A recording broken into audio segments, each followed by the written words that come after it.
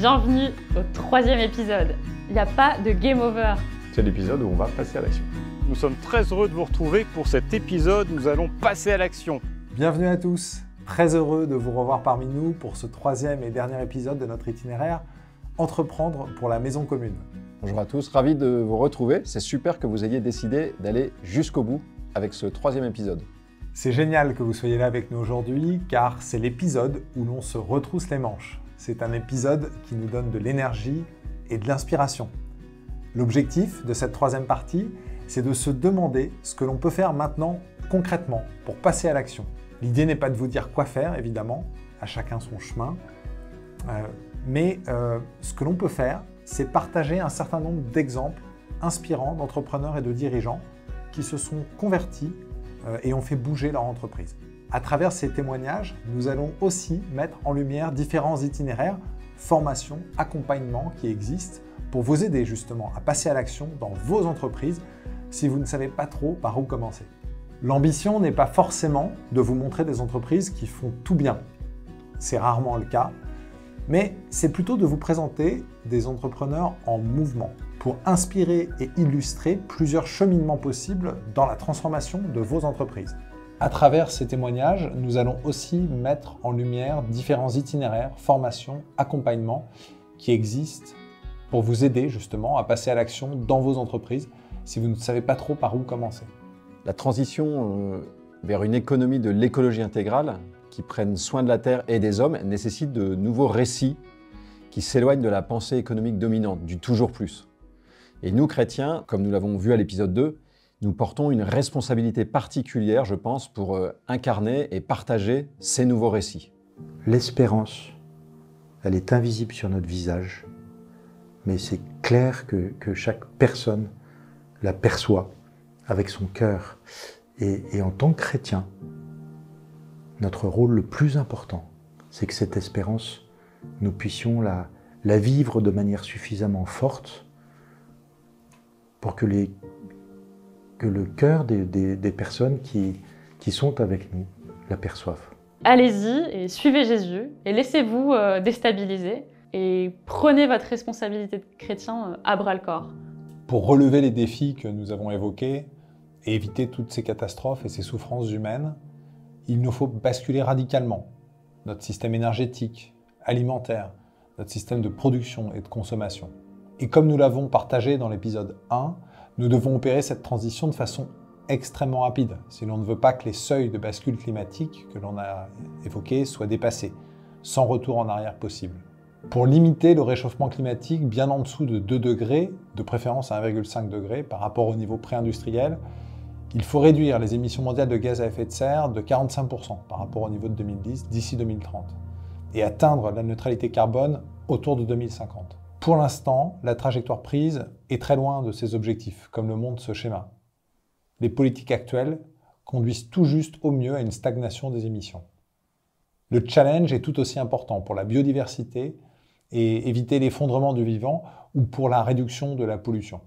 Qu'on le veuille ou non, ce défi, c'est celui de notre génération. De tout temps, les chrétiens ont été au cœur de transformations positives de la société face aux grands défis auxquels l'humanité a été confrontée. Et la grande question est de savoir si on va relever ce grand défi et comment nous, chrétiens, nous pouvons y contribuer. Face à ces défis immenses, on se demande souvent par où commencer. Or nous, entrepreneurs et dirigeants, nous sommes assaillis par des injonctions contradictoires. La pression du marché, de la concurrence, des actionnaires d'un côté, les normes réglementaires, le bien-être et la sécurité, l'emploi de nos salariés de l'autre, ça vient parfois se percuter notre volonté à agir pour ces enjeux environnementaux. Parfois, on pense que seul l'État pourrait changer la donne en mettant en place des réglementations plus contraignantes pour tous les acteurs de l'économie. Parfois, on accuse le consommateur de ne pas changer assez vite et on pense que nous sommes, en tant que fournisseurs de biens et de services, contraints d'adapter notre offre à la demande. Le triangle de l'inaction est un concept qui met en lumière cette dynamique d'attente réciproque entre les citoyens, l'État et les entreprises, face aux enjeux environnementaux et sociétaux. Chaque sommet du triangle représente une partie prenante clé, et l'inaction résulte souvent d'un manque d'initiative conjointe, chacun attendant que l'autre fasse le premier pas vers le changement. Nous avons un rôle clé, nous, entrepreneurs et dirigeants, pour casser ce triangle de l'inaction. Ce qui est incroyable quand on est dirigeant, finalement, on a quand même un petit peu de pouvoir. Nous avons un partenaire, par exemple, qui exploite le restaurant chez nous. Et on avait mis dans son contrat qu'il fallait qu'au bout d'un certain temps, il ait des labels de restauration durable. Il y a été un petit peu entraînant des pieds en disant qu'il faisait déjà tout très bien. Il s'est inscrit dans la démarche. Aujourd'hui, il a 2 macarons écotables. Et il est plus que ravi de ça et il veut poursuivre et aller encore plus loin. Donc ça, c'est encore une petite victoire. Une autre victoire, et l'autre pouvoir qu'on a, ça reste quand même avec ses actionnaires. Alors, Vedette de Paris, c'est une entreprise familiale, mais il y a quand même un fonds d'investissement qui est présent au capital. Et ce fonds d'investissement, pareil, hein, il y a 2-3 ans, oui, transition environnementale, très très bien, mais bon, le TRI, c'est quoi exactement derrière ? Et la petite victoire, c'est que maintenant, ils ne me parlent plus du tout de TRI et qui sont juste plus que ravis d'accompagner Vedette de Paris et sa transition environnementale. Donc ça, c'est encore une victoire. On entreprend, on a une forme de liberté, de capacité d'initiative. Mais c'est prodigieux. C'est prodigieux. Quelle chance! Ouais, soyons lucides, les entreprises ont une part cruciale à prendre pour mettre fin à l'inaction. Alors, allons à la rencontre d'entrepreneurs et de dirigeants en mouvement. Certains sont en début de chemin pour transformer leur entreprise et d'autres sont plus avancés et dirigent des entreprises inspirantes par leur impact positif sur la Terre et les hommes. Ces différents niveaux de maturité sont intéressants et complémentaires à observer pour à la fois entrevoir l'objectif et savoir qu'il est atteignable, tout en comprenant comment il est possible de démarrer sa transformation.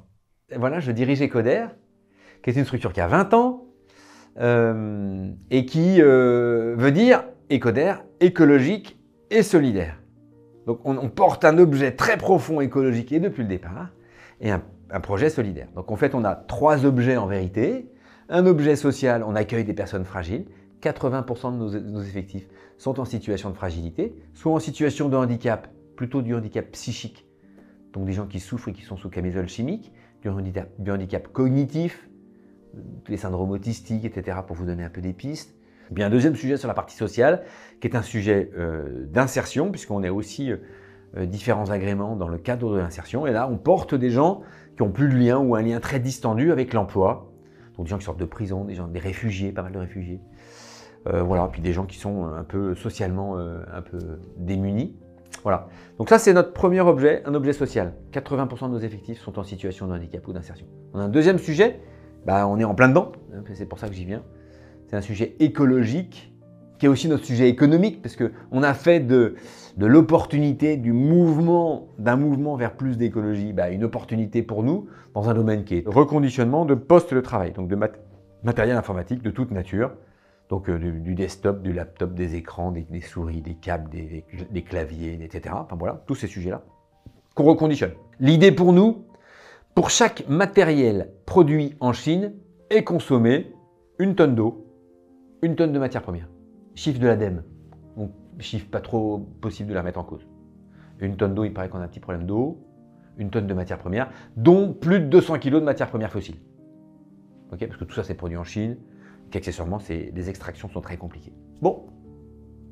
Donc en fait l'idée pour nous, c'est que le matériel qu'on a tous sur les genoux au moment où on se parle, parce que vous me regardez donc finalement à travers un écran, eh bien, il faut qu'il dure le plus longtemps possible. Il y a à peu près 300 millions de machines qui sont produites chaque année, 300 millions de tonnes d'eau, 300 millions de matières premières. C'est très impactant au niveau de la planète. Et puis il y en a un troisième objet qui est un peu sociétal, tout étant un peu lié. En fait, il y a des tas de gens qui n'ont pas les moyens de se payer du matériel à la Fnac. Un Mac, ça vaut 1 300 €. Certains peuvent, d'autres ne peuvent pas. Voilà. Et donc nous, on vend du matériel à des prix complètement cassés. Alors en effet, ce n'est pas du matériel up-to-date, mais c'est du matériel qui peut permettre de faire Word, Excel, PowerPoint, etc., d'aller sur Internet sans problème. Voilà. Et donc on essaie de faire tenir ce matériel-là le plus possible. Voilà. Et donc on se développe, on est 200, on est sur 5 sites en France. On cherche du matériel toujours et plus. Et on pense que la vraie question qu'on doit se poser, c'est pourquoi acheter du neuf. Je suis responsable de la formation aux enjeux environnementaux pour le groupe Veolia. Donc Veolia, c'est un grand groupe du CAC qui fait service eau, déchets, énergie. Donc j'ai un périmètre de 200 000 personnes à former et j'ai à cœur de leur transmettre les bases de compréhension des enjeux, des limites planétaires, et aussi de leur donner envie d'agir et de se bouger pour transformer Veolia et leurs clients aussi. Dans mon entreprise, j'ai lancé le collectif de personnes engagées pour cette transformation de l'intérieur. Donc l'idée, c'est de proposer des actions et de faire bouger aussi les métiers. Donc il y a des sujets transverses, il y a des sujets très métiers. Et c'était super de pouvoir complètement casser les silos et d'avoir des collègues ingénieurs de tel business unit, d'autres de tel département, d'autres du siège. Et hop, tout ce monde-là se parle et fait des tests ensemble de qu'est-ce que ça donne si on fait de la remédiation d'actifs au lieu de faire juste du recyclage. Qu'est-ce que ça donne si on analyse le bilan carbone des réactifs chimiques. Donc ça, c'était les sujets techniques. Et il y avait d'autres sujets transverses aussi. Donc tout est possible et tout ce monde-là parle et trouve ce qui lui plaît le plus, ce qui lui paraît le plus important. Et après, avec l'association, ce qui est génial, c'est qu'on permet à des personnes de se parler, de créer une émulation hyper positive sur moi j'ai lancé telle action dans mon entreprise, pourquoi vous feriez pas ça? Aussi pour les dirigeants, le fait d'avoir des collectifs de salariés engagés, ça remet de l'énergie, ça remet du mouvement. Mon entreprise s'appelle Constellation. Nous accompagnons des organisations, majoritairement 1 millier de TI, dans des sujets de transformation à la fois digitale et environnementale. On a créé l'entreprise en 2016. Nous avons acquis 19 entreprises depuis notre création, ce qui nous permet d'avoir une richesse culturelle extrêmement forte à l'intérieur du groupe. Nous avons pris l'engagement dès 2021 de diviser par 2 nos émissions de gaz à effet de serre entre l'année 2020 et l'année 2030 pour être inscrits dans les accords de Paris. Et nous avons aligné l'ensemble de la gouvernance, à la fois les prêteurs, les banques, à la fois les actionnaires, à la fois le comité de direction, les plans des commerciaux, les offres, pour embarquer l'ensemble de l'entreprise et son écosystème, à savoir les fournisseurs et les clients, dans la transformation qui nous semblait nécessaire en tant qu'entreprise de service pour agir d'un point de vue systémique sur l'environnement. Nos ambitions, qui ont été récemment validées par le fonds d'investissement à long terme qui a injecté 116 millions d'euros dans le groupe, est de transformer l'approche du numérique en France en le rendant plus compatible avec les limites planétaires et nous donner les moyens de devenir un des 10 acteurs des entreprises de services en France en acquérant des sociétés et en les transformant de l'intérieur. Odyssée est aujourd'hui une entreprise de 160 collaboratrices et collaborateurs pour un chiffre d'affaires d'environ 11 millions d'euros qui accompagne les entreprises et territoires à leurs acteurs dans les transitions écologiques et énergétiques à travers 5 grands domaines d'expertise: l'urbanisme, l'environnement, la biodiversité, la RSE et la décarbonation, et enfin la formation. En 2008, nous étions une quarantaine. Nous avons écrit notre charte RSE en 5 points, dont un des axes est d'être exemplaire. Et c'est normal à travers notre activité d'études et de conseils en environnement notamment. C'est bien qu'on puisse montrer à nos clients ce que l'on peut faire, de l'expérimenter. Et c'est pour ça qu'on est dans un site que vous découvrez à travers les vidéos où on est exemplaire de ce qu'on peut proposer à nos clients en matière de gestion des eaux, de développement de la biodiversité, d'énergie, d'emploi des écomatériaux. Nous, les dirigeants et entrepreneurs, nous avons à travers nos entreprises des ressources et une capacité d'innovation qui peuvent être orientées vers le développement de solutions durables. Vedette de Paris, on organise des croisières sur la Seine d'1 heure, des croisières promenades. On accueille environ 800 000 passagers par an. On est ouvert tous les jours de l'année. Avec notre centaine de collaborateurs, on sert pas moins de 75 000 coupes de champagne à l'année. On accueille autant de nationalités qu'il en existe, même si notre clientèle est principalement constituée de Français, suivi des Anglo-Saxons et après de l'Europe limitrophe. Alors en fait, la chose la plus évidente qu'on a faite, donc c'est pour ça que c'était l'action immédiate, ça a été de se dire, nous, notre activité sont des bateaux qui ont des moteurs thermiques diesel, un bon vieux gasoil, et on s'est dit, c'est pas possible, on va transformer nos bateaux, enlever les moteurs thermiques et mettre des moteurs électriques. Alors je tiens à dire que l'idée est très facile, pas la peine de réfléchir longtemps pour trouver ça. Maintenant, la mise en œuvre est beaucoup plus complexe puisqu'on a des bateaux quand même qui sont d'une certaine taille, puisqu'ils peuvent accueillir jusqu'à 250 passagers. et qu'il fallait qu'ils aient une autonomie avec leur batterie qui leur permette de naviguer 12 heures par jour, quasiment. Donc c'était un petit peu compliqué. Pour avoir en tête, quand je faisais un plein de gazoil, j'avais 10 jours d'autonomie. Là, aujourd'hui, avec un plein d'électricité, j'ai 6 heures. Ça posait quand même des petits problèmes d'exploitation et donc de business model, de rentabilité et autres.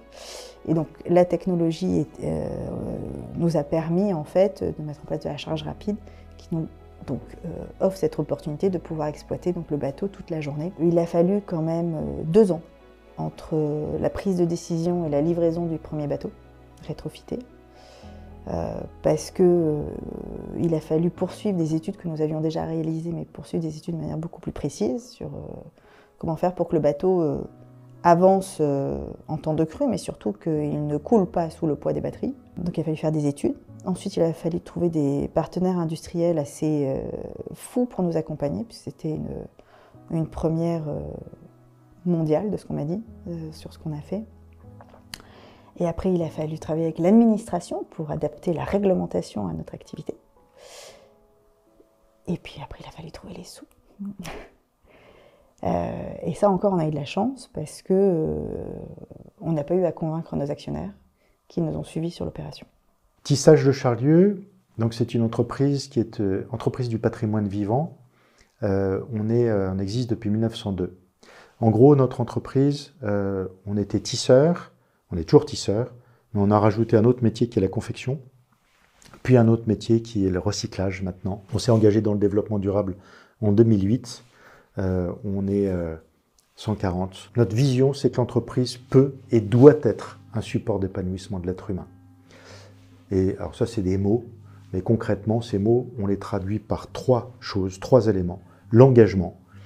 Et on reprend toujours cette phrase de Victor Hugo, l'intelligence se nourrit de ce qu'elle reçoit et le cœur de ce qu'il donne. Ce qui nous donne envie de nous lever le matin, c'est pas notre intelligence, c'est notre cœur. Nous sommes une entreprise à mission. Notre mission, c'est prouver qu'on est capable de produire en France des textiles accessibles au plus grand nombre, créatifs, décarbonés, circulaires et qui contribuent à créer des emplois industriels dans notre pays. Et ça nous donne envie de nous lever le matin. On parle souvent du savoir-être, mais savoir-être tout seul sur une île déserte, ça n'a pas de sens. C'est parce qu'on est bien ensemble qu'on est bien soi-même. Et notre devise, inventée par Françoise de la comptabilité, tissons ensemble de jolis liens. Notre métier, c'est d'acheter du fil et de l'assembler pour en faire du tissu ou des vêtements, des produits confectionnés. Mais le plus beau tissu qu'on peut faire, c'est les liens qu'on tisse entre nous, avec nos fournisseurs, avec nos clients et avec les personnes qui croisent notre route. Parce que le lien, c'est constitutif de notre humanité. Nous ne sommes humains qu'en interaction les uns avec les autres. Et le 3e axe, c'est le savoir-faire, comme toutes les entreprises. Et on est entreprise du patrimoine vivant, on fait la fête de la corporation depuis 500 ans. Et si Saint Paul disait, nous ne portons pas nos racines, nous sommes portés par elles. Et on ressent ça, d'être ancré dans notre territoire puissamment. C'est vraiment quelque chose qui nous fait du bien. C'est aussi cette fierté de se dire qu'on est capable de produire en France ce que nous consommons. En l'occurrence, l'année dernière, on a fait 10 millions de sacs de caisses de supermarché pour Auchan et Système U. Sacs de caisses qui sont d'habitude fabriqués en Chine et en polypropylène. Ils sont fabriqués maintenant à Charlieu, en matière recyclée. Et on se dit que si on est capable, dans notre pays, de fabriquer même des sacs de caisses de supermarché, qui est le produit délocalisable par excellence, eh ben, ça veut dire qu'on est capable de tout faire. Et être chrétien, c'est aussi cette confiance, évidemment. L'engagement des entreprises dans la transition écologique et sociale est également un moyen de répondre aux attentes croissantes des consommateurs, des investisseurs et de la société civile qui valorisent de plus en plus les pratiques éthiques et durables. C'est une façon de mieux recruter ou retenir les talents, de trouver de nouveaux clients. La liste des exemples que notre transformation a permis d'opérer, le premier, qui est tout simple, c'est que 30% des personnes qu'on recrute depuis 2021 nous disent venir chez Constellation parce que nous avons une stratégie explicite, sincère et chiffrée de réduction de notre empreinte carbone. Évidemment, dans une entreprise de service qui n'est pas Accenture ou McKinsey, c'est beaucoup plus dur de recruter et notre secteur dans l'informatique est soumis à des tensions fortes sur le marché du recrutement. Donc c'est un avantage compétitif évidemment très important. Il y a 16 ans, concrètement, quand on a dit à nos clients on va faire du bio, du recyclé, du tissu bio recyclé, ils nous ont dit tu nous fais du beau tissu créatif le moins cher possible, le reste on s'en fout. Notre entreprise n'existerait plus si on n'avait pas pris ce virage. On l'a pris à l'époque non pas par opportunité mais par conviction. Et aujourd'hui, Tissage de Charlieu, en 2022-2023, nous avons créé 4 usines. Je vous rappelle que le solde net de création d'usines en France, en 2023, c'est 80 usines. On en a créé 4 liées au recyclage, liées au tissage de matières recyclées, liées à l'effilochage de qualité filature, donc recyclage, liées à la robotisation qui nous permet de rapatrier en France des productions qui étaient faites en Asie. Ce que je vois avec les personnes qui rejoignent les collectifs, c'est qu'elles retrouvent du sens au travail et aussi qu'elles font des rencontres de personnes, de collègues qu'elles n'auraient jamais été amenées à rencontrer et que tout ça permet de redynamiser le collectif, donc les salariés au sein de l'entreprise. Et ça, c'est vraiment infiniment précieux. Et le second élément qui me paraît crucial, c'est le fait que face à ce défi, on retrouve le sens du collectif, qu'on est en train de perdre, mais alors lamentablement, avec notre scroll devant les écrans et cette espèce de vie complètement cloisonnée et zombifiée. Donc, 2 raisons pour lesquelles s'engager à fond, le défi, le sens du collectif. Les bénéfices, en fait, alors il est censé y avoir un bénéfice économique puisque je suis censée faire des économies sur la maintenance des bateaux, faire des économies sur le carburant puisque l'électricité coûte encore moins cher que encore à ce jour moins cher que du carburant gasoil. J'ai surtout vu un bénéfice pour nos clients puisque désormais, quand vous faites une croisière, c'est une croisière qui est devenue silencieuse, sans vibration et en plus sans odeur de moteur. Donc clairement, l'expérience est grandement améliorée. J'ai vu un bénéfice également sur l'image qu'on peut avoir des vedettes de Paris. D'un coup, on est devenu une entreprise responsable et qui attire en fait également une clientèle. Donc d'un point de vue directement, on va dire, économique, il y a un avantage. Et d'un point de vue global d'image et donc de gain en part de marché, il y a un avantage également. Alors, point de vue RH, il me semble qu'on a vraiment fait naître chez nos collaborateurs une fierté. Parce qu'aussi, on est les pionniers sur cette activité de rétrofit de bateaux. Les entreprises font face à un enjeu majeur d'adaptation ou bouleversements environnementaux. D'une part, elles doivent se conformer aux régulations de plus en plus strictes, mais d'autre part, elles doivent aussi prévoir les évolutions à venir sur les températures, mais aussi sur la disponibilité des ressources, comme l'eau ou les matières premières, qui deviennent de plus en plus rares et coûteuses. Une bonne anticipation permet de minimiser les risques opérationnels et même de saisir de nouvelles opportunités. S'adapter pour rendre nos modèles d'affaires compatibles avec l'avenir, c'est un enjeu crucial pour la pérennité de nos entreprises. Pour finir, en collaborant avec l'État et les concitoyens, les entreprises peuvent vraiment participer à la création d'un écosystème favorable au changement, où l'innovation et les bonnes pratiques sont partagées, amplifiées et conduisent à des progrès significatifs sur les enjeux environnementaux et sociétaux. En organisant un événement qui s'appelle Tech for Climate, la première année, j'ai invité un certain nombre de mes compétiteurs à dîner pour en débattre après la première journée. Et il se trouve que nous nous sommes rapprochés d'un d'entre eux qui, devant l'ampleur de la tâche à réaliser, ne s'est pas senti de pouvoir le porter et a rejoint le groupe pour nous aider à contribuer à cette tâche. Toutes nos agences en France ont participé de l'action de la dynamique du territoire à travers des coopérations et de la participation des contributions, y compris financières, à des projets de territoire. On participe au mouvement Impact France. Et moi, je trouve que c'est absolument nécessaire de comprendre les enjeux. Puis on n'a pas toutes les réponses. Et puis il y a plein de gens qui ont plein d'idées. Et donc il y a quelque chose d'un mouvement autour de l'entrepreneuriat à responsabilité écologique. Voilà. Et on a besoin de se sentir un peu solidaire, de bien comprendre voilà, quels sont les enjeux, quelles sont les bonnes pratiques, etc. Il y a plein de choses à apprendre. Ce qu'on souhaite, nous, c'est entraîner les acteurs avec lesquels on travaille, nos clients, nos partenaires, etc., vers une capacité à entreprendre différemment. Et on sent bien que ce mouvement-là est en cours. On sent bien qu'on entraîne autour de nous. Un des leitmotifs du pape François dans l'encyclique Laudato Si, c'est « tout est lié ». De manière assez simple, ça veut dire que la relation que j'ai à Dieu, la relation que j'ai aux autres et la relation que j'ai à la Terre, au cosmos, sont des relations interdépendantes. Et on l'a vu un peu dans les vidéos précédentes, vous voyez, ma relation aux autres passe aussi par la manière, l'usage que je vais faire de la Terre aussi par rapport à eux. Vous voyez, si je veux être en communion avec les autres, ça va passer par l'usage que je fais des biens. De la même manière, jusqu'à un certain point, ma relation à Dieu, elle est directement impliquée par l'usage que je fais de la création qu'il me confie et la manière dont je regarde cette création. Il n'y a pas 4 conversions ou 5 conversions, il n'y a pas... il faut se convertir à l'écologie et à réaliser ce qui se passe et à agir dans cette perspective-là. Et puis il y a réaliser qu'il y a des gens en situation de fragilité, de vulnérabilité, il y a des pauvres. Et puis il y a réussir à me convertir à la prière, à l'aumône. Tout ça c'est dans un même mouvement. Et l'entreprise est un endroit où on peut faire du bien aux hommes. Et c'est ça, en tant qu'entrepreneur chrétien, qu'on doit avoir présent à l'esprit tout le temps.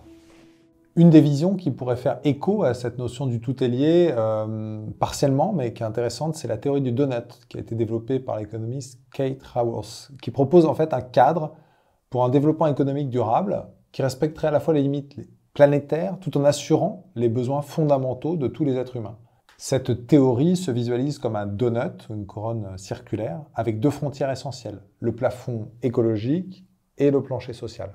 Ce plancher représente les conditions de vie minimales nécessaires pour garantir une existence digne pour tous les hommes. Si une société ne parvient pas à assurer ses besoins de base pour sa population, elle tombe sous le plancher social, créant ainsi des zones de privation et de pauvreté. Le plafond écologique, lui, délimite les limites écologiques de notre planète. Il inclut des frontières comme le changement climatique, la perte de biodiversité, la pollution de l'air et de l'eau, l'acidification des océans et la dégradation des sols. Dépasser ces limites entraîne des déséquilibres environnementaux dangereux qui peuvent compromettre la capacité de la Terre à soutenir la vie humaine et d'autres formes de vie. Ces limites sont basées sur des seuils scientifiques que nous ne devons pas franchir pour éviter des dommages irréversibles à notre écosystème. Finalement, la zone sûre et juste pour l'humanité se situe donc entre ces 2 frontières, dans un espace en forme de donut. L'objectif, c'est de trouver un équilibre où les besoins humains essentiels sont satisfaits sans dépasser les capacités écologiques de la planète. Comment se mettre en mouvement dans ce monde contraint? La bonne nouvelle, c'est qu'il existe aujourd'hui de nombreux itinéraires, des structures de conseil ou de formation à l'intention des entreprises pour amorcer le changement. Il existe de nombreux outils à disposition des entreprises pour passer à l'action. Mais puisqu'ils sont nombreux, il est parfois complexe de s'y retrouver. Alors tentons de définir un cheminement possible pour transformer en profondeur vos organisations. La première étape, c'est la sensibilisation ou la prise de conscience. Les outils de sensibilisation sont nombreux, ils peuvent être généralistes ou ciblés pour les entrepreneurs et dirigeants, comme notre itinéraire EDC que vous êtes en train de suivre. L'objectif de ces outils, c'est de donner des éléments de compréhension de la crise environnementale pour susciter un désir d'action. Ils sont plutôt rapides à mettre en œuvre, mais ne sont pas assortis d'un livrable. Ces outils sont un point de départ fondamental, car pour faire bouger une entreprise, il faut embarquer l'ensemble des parties prenantes, le comité de direction, les collaborateurs et même les actionnaires ou les fournisseurs. Ces outils peuvent jouer ce rôle. Parmi les outils généralistes de sensibilisation que l'on peut citer, il y a la fresque du climat, des ateliers de 3 heures environ, animés par l'un des très nombreux fresqueurs. Notre première action, ça a été de former l'intégralité de nos collaborateurs à la fresque du climat. Alors au départ, ils ont trouvé qu'on leur faisait donnait beaucoup d'informations sur le climat et sur l'environnement. Mais au final, 2 ans après, je jubile quand j'entends un de mes collaborateurs me dire « Bon, ça y est, Marie, tu vas être contente. Je vais troquer mon diesel contre une voiture électrique. » Pour la sensibilisation, On peut aussi citer l'itinéraire vidéo en 3 épisodes The Week, dont nous nous sommes inspirés pour notre propre itinéraire et qui propose une déclinaison pour les entreprises de son concept. 3 épisodes de 1 heure et pas besoin d'animateur. Personnellement, j'ai utilisé le parcours The Week au sein de mon entreprise, Eloi, juste avant de réunir tous les collaborateurs en séminaire pour redéfinir notre raison d'être. En fait, on a organisé 2 sessions la semaine avant ce séminaire, entre midi et 2. Comme on est un peu partout sur le territoire, ceux qui ont pu se réunir physiquement l'ont fait, à Lyon, à Rennes et à Paris, et les autres qui ne pouvaient pas ont créé un groupe séparé à distance en visio. Et en fait, ça a hyper bien fonctionné, que ce soit pour les gens qui étaient en présentiel ou à distance. Les échanges ont été très beaux et ça a soulagé beaucoup de monde de pouvoir partager ça ensemble. Et puis, pendant notre séminaire, la veille de notre travail sur la raison d'être, on a regardé tous ensemble l'épisode 3. Ça a été un moment incroyable et ça nous a mis dans une énergie de dingue. Une fois sensibilisée, l'entreprise peut mettre en œuvre sa transformation. C'est un cheminement qui peut prendre plusieurs formes et plusieurs étapes. Une première étape peut être de se lancer, nous, dirigeants, dans un parcours d'accompagnement plus structuré et assorti de livrables comme une feuille de route de transformation pour notre entreprise. C'est une approche qui permet de rentrer dans le concret. Les parcours qui proposent ce type de démarche sont par exemple la CEC, ou Convention des entreprises pour le climat, qui sont des parcours destinés aux dirigeants sur 5 ou 6 sessions de 2 jours, avec comme livrable pour chaque entreprise participante une feuille de route de transformation bien structurée.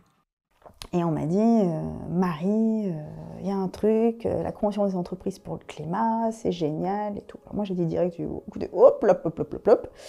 Moi, j'ai pas le temps, j'ai autre chose à faire, et puis le climat, on verra ça plus tard quand j'aurai remboursé mes banques et autres. Et puis, d'un autre côté, je me suis dit, bah tiens, je viens de terminer justement un gros programme d'investissement, quelles sont les prochaines étapes pour mon entreprise? Ça peut être intéressant de savoir ce qui se dit dans ces choses-là, dans ces instances-là. Donc j'y suis allée en mode touriste. C'est-à-dire, j'avais presque des claquettes. Je ne faisais pas partie des climato-sceptiques, je ne faisais pas non plus partie des écologistes militants ou autres. Je n'avais pas de conviction particulière, pas plus d'informations que ce qu'on pouvait en obtenir dans les médias. Et là, ça a été de suite la mise en mouvement, l'action. Une autre option de parcours avec livrable, c'est de suivre le modèle de la perma-entreprise. Une fois que vous aurez lu le livre qui décrit ce modèle, vous pourrez suivre une formation sur 3 jours ou un parcours sur 4 jours pour passer à l'action. En sortie du parcours, vous aurez défini votre feuille de route et votre référentiel de pilotage pour votre transformation vers la perma-entreprise.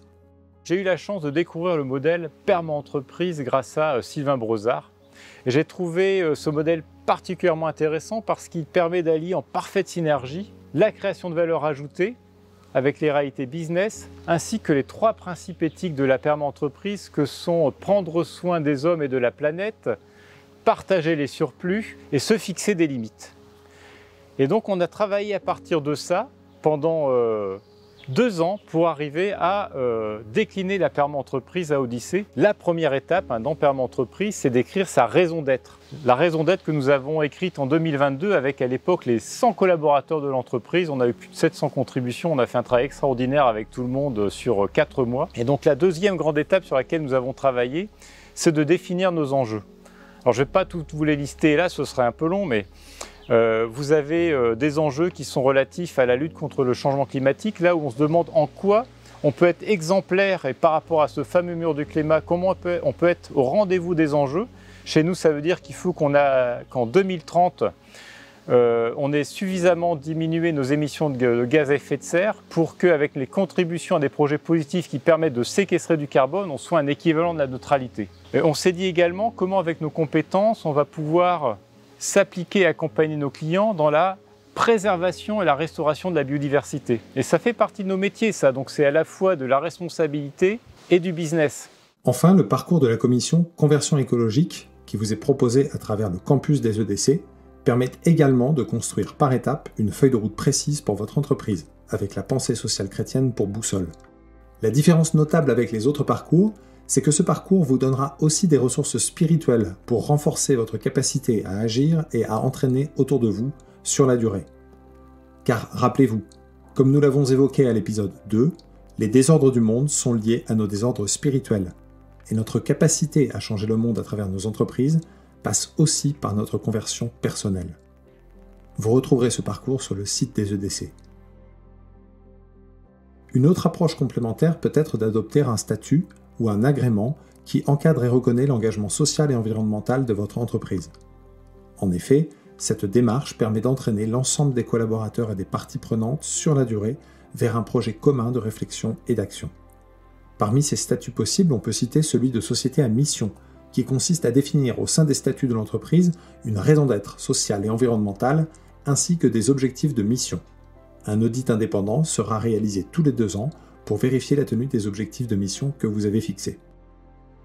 Pour transformer l'entreprise, nous avons formé en interne une vingtaine de collaborateurs à la facilitation et nous avons organisé des ateliers dans lesquels plus de la moitié des collaborateurs ont participé pour faire émerger 1 millier d'idées à peu près qui ont été repris en chantier pour faire vivre une raison d'être et des missions et des objectifs associés au statut d'entreprise à mission.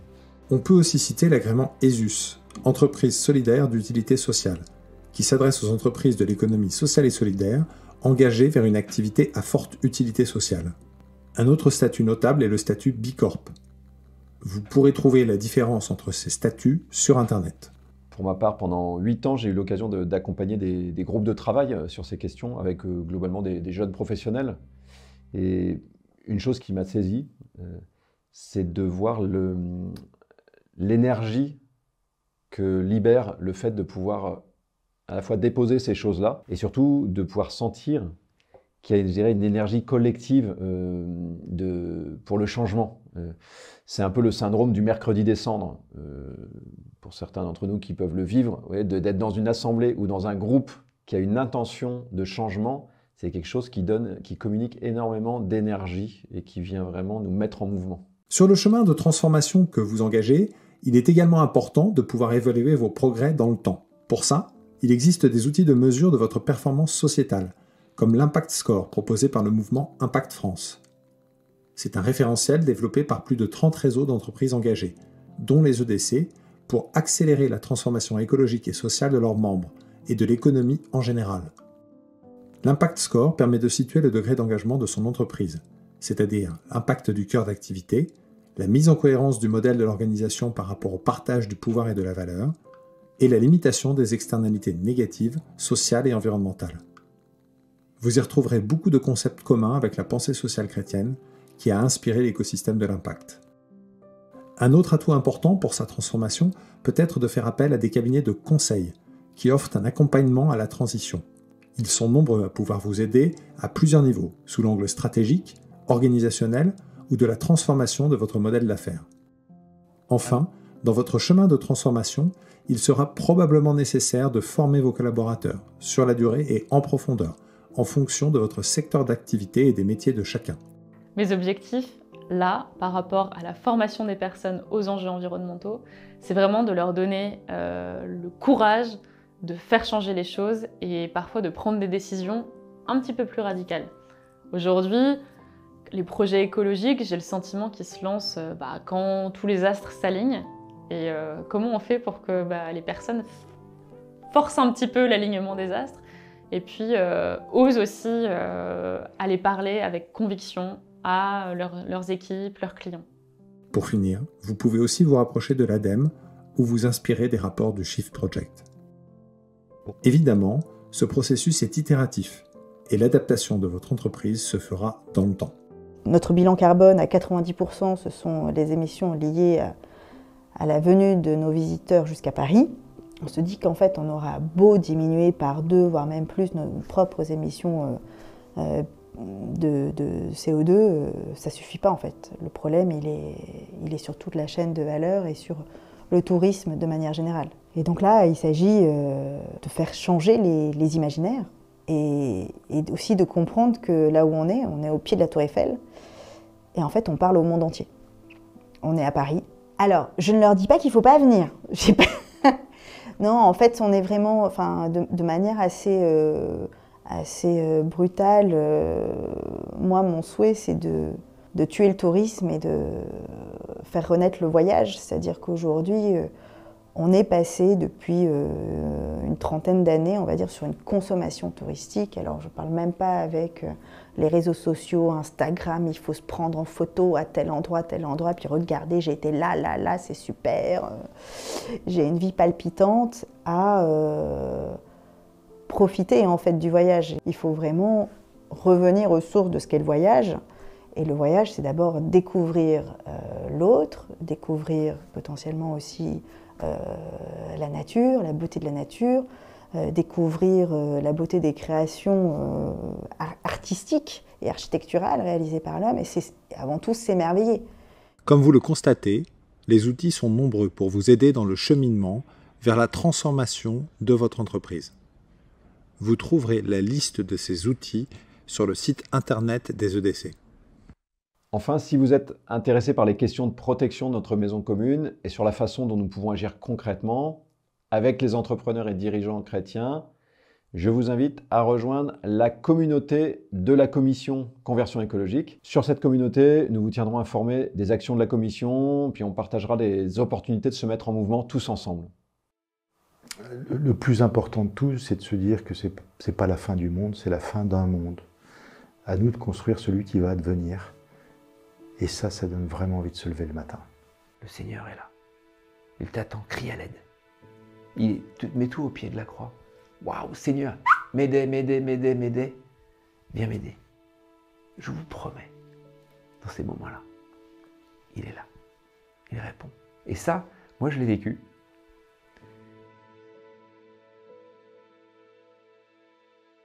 Comme d'habitude, on vous propose maintenant de prendre un temps pour chacun vous exprimer quelques minutes sur ce que vous venez de vivre sans vous interrompre. Mettez la vidéo en pause pendant votre échange et relancez-la quand vous souhaitez lancer les questions de réflexion, et puis nous finirons, comme toujours, par une prière. Les questions que nous vous soumettons aujourd'hui, la première c'est « Qu'est-ce qui m'inspire dans les exemples portés par les entreprises qui ont témoigné aujourd'hui ?» La deuxième c'est « Qu'est-ce que j'ai envie de faire maintenant, concrètement, dans mon entreprise, pour relever le défi de la crise environnementale et sociale ?» Et puis la troisième question c'est « Parmi tous les parcours ou les outils proposés, est-ce qu'il y en a un qui m'intéresse et que j'aimerais creuser ?» On vous remet ces parcours et ces outils à l'écran.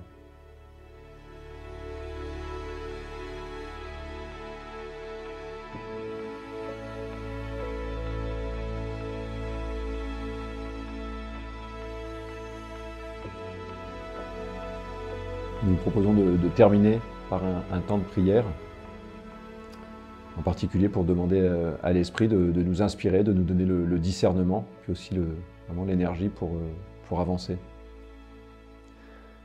Au nom du Père, et du Fils, et du Saint-Esprit. Amen.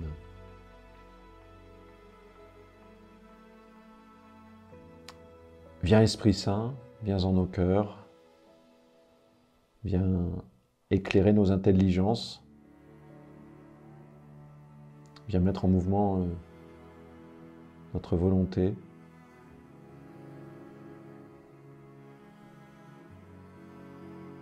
Saint-Esprit, nous t'accueillons.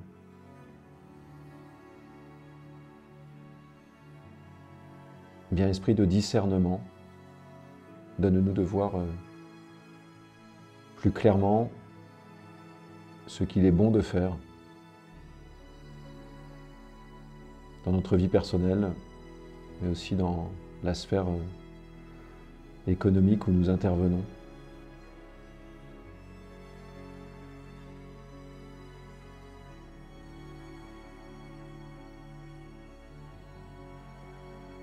Donne-nous de discerner le bien à accomplir et mets dans nos cœurs la force pour nous mettre en mouvement, individuellement mais aussi collectivement. Rends-nous attentifs pour que nous puissions à la fois communiquer à des personnes autour de nous cette vision et cette énergie, mais aussi rends-nous réceptifs à ce que tu nous donnes, ce que tu places autour de nous pour nous aider dans cette démarche.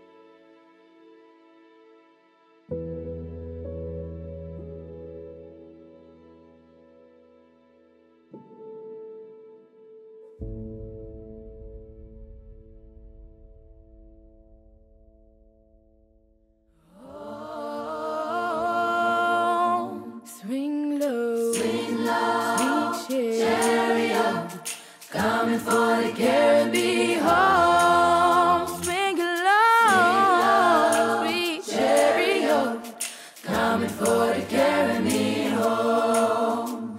I looked over Jordan and what did I see?